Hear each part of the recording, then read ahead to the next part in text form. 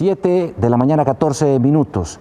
Para nadie es un secreto que en Colombia muchísimas familias están en este momento esperando cumplir el sueño dorado, tener casa propia.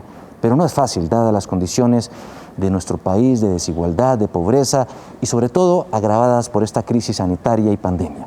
Pero el Congreso de la República acaba de aprobar, y ya le falta muy poco para hacer ley de la República, una iniciativa que abre una luz de esperanza para todas estas familias que están en busca de ese inmenso propósito. Jennifer Arias, representante del Centro Democrático, nos acompaña a esta hora de la mañana, ponente de esta iniciativa en el Congreso de la República. Qué gusto tenerla a esta hora de la mañana aquí en Noticias Caracol. Muchísimas gracias y por supuesto muy contentos de estar acá contándole a los colombianos estas buenas noticias de vivienda. Muy buenas noticias. Si quieren ustedes, televidentes, cojan papel y lápiz porque es clave todo lo que vamos a decir en esta mañana. Bueno, lo que va a decir la representante orgullosamente llanera, por cierto, ¿no? Llanera, por supuesto que sí, muy contenta. Hablemos de los números y de los datos. En este instante hay esta preocupante cifra, 600.000 familias que no tienen casa en este país. Así es. Pero son muchos más los que no tienen una casa digna. Correcto. Es diferente, ¿por qué? Bueno, la diferencia es muy sencilla. Hay familias que tienen un techo pero no tienen condiciones dignas. Por ejemplo, no tienen baños, no tienen cocina, no tienen piso. Y eso hace que tengamos un déficit en calidad, cualitativo. Este déficit es el cuantitativo, la cantidad. Pero esto es muy grave, sobre todo en el sector rural, que es donde tenemos el mayor déficit, tanto cualitativo como cuantitativo en nuestro país. Hablemos de las medidas, de los anuncios, de lo que trae esta ley. ¿Qué es? Bueno, esta ley está dividida en tres temas básicamente, lo que tiene que ver con vivienda urbana, vivienda rural y todo lo que tiene que ver con entrenamiento territorial. En el tema de vivienda, y vamos a hablar entonces, primero la más importante para mí, que es la vivienda rural. Nuestro país en lo rural tiene una deficiencia cualitativa y cuantitativa de 1.5 millones de hogares. Es muchísimos hogares que no tienen o una casa o no la tienen digna. Este tema de vivienda de interés cultural que se da a las viviendas de interés rural es básicamente para que las personas puedan acceder fácilmente a sistemas constructivos locales. Por ejemplo, en el eje cafetero La Guadua. Cuando uno va, uno ve mucha construcción en Guadua, pero hoy no es posible hacerlo como una vivienda de interés social rural. Entonces, esto es muy importante. También le vamos a facilitar el acceso a los créditos en vivienda rural, que hoy no existen. Y una cosa bien interesante, y es que vamos a poder tener inversión privada en obras por impuestos, obras por regalías, en donaciones, en todo lo que tiene que ver con vivienda rural. Hablemos, por ejemplo, de un caso concreto, para que nuestros televidentes vayan entendiendo. Perfecto. Si una familia que vive en el campo, en zona rural, quiere comprar casa, pero resulta que ni siquiera tiene el dinero para la cuota inicial, ¿qué puede hacer? Ese es el mayor problema que tienen los colombianos. Siempre le dicen a uno, no tengo la cuota inicial. Entonces, por ejemplo, una casa que vale 100 millones de pesos, la cuota inicial es de 30 millones. Eso es lo que no tiene la familia.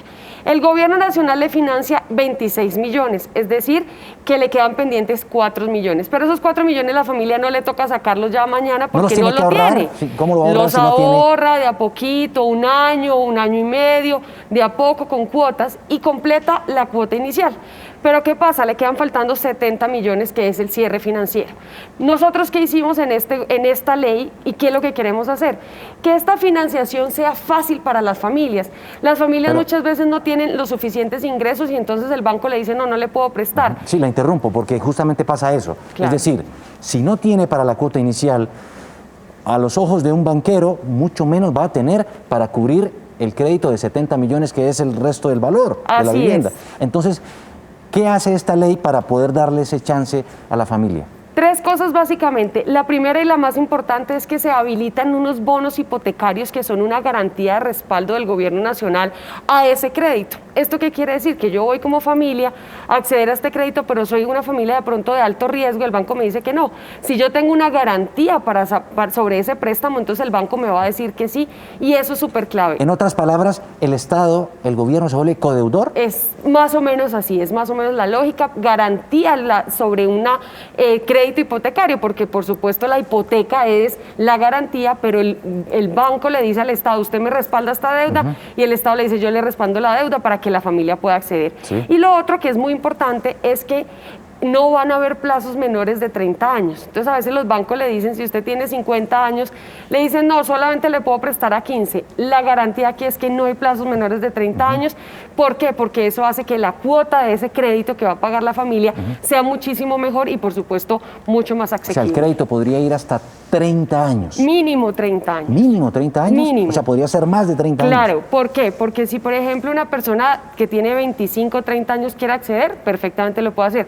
Pero una persona que tiene 50, le dicen, no, usted no puede menos de 15, y son muy altas las cuotas mensuales. Entonces, lo que nosotros queremos aquí es tener una obligación de que no sea a menos de 30 años. ¿Para qué? Para que la cuota sea muchísimo más fácil para pagar las familias. Que es que una familia... literalmente la va a durar pagando toda su vida. Claro, pero que una familia se ganó de la lotería, mejoró su estado, pudo conseguir un trabajo mejor y la pudo pagar antes, perfectamente la puede pagar. Y esta ley tiene una cosa muy importante, o dos temas muy importantes. El primero es que antes no podían utilizar la casa antes de los 10 años. Eso le iba a preguntar. Déjeme, representante, tener precisamente un informe de una familia de esas colombianas, trabajadora, rebuscadora, echada para adelante, pero que no ha podido cumplir ese propósito y la ilusión de tener casa realmente la ve todavía muy lejana. Tatiana Gordillo nos tiene el informe. La situación es preocupante. Acaban de escuchar ustedes de unas 6 personas que entrevistamos en la calle, solo una tiene vivienda propia y se demoró más de 40 años en poder obtenerla. Vamos a hablar ahora sí con Paola. Bueno, Paola, ¿usted cuántos años duró para poder conseguir esa casa? ¿Cómo la terminó o la empezó a pagar y qué pasó después? Pues la verdad, duré más de 10 años tratando de poder conseguirla. Cuando ya lo pude hacer, recurrimos a un banco, a un préstamo.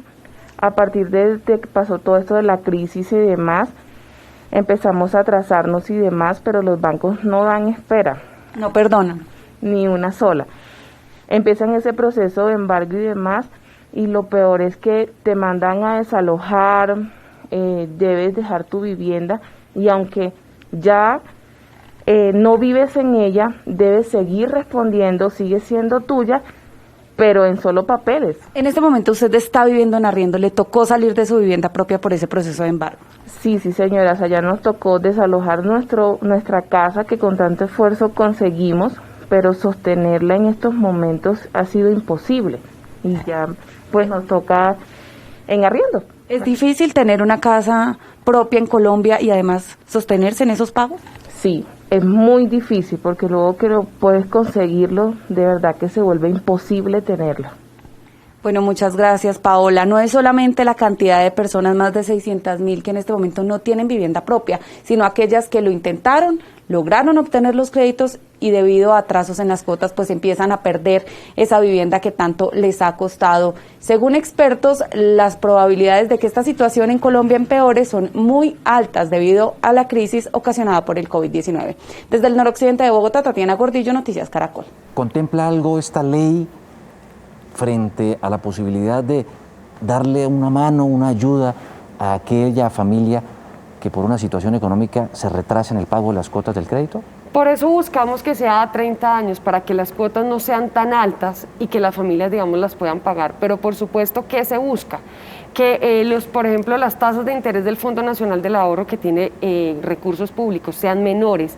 ¿Para qué? Para que las familias puedan acceder con mayor facilidad.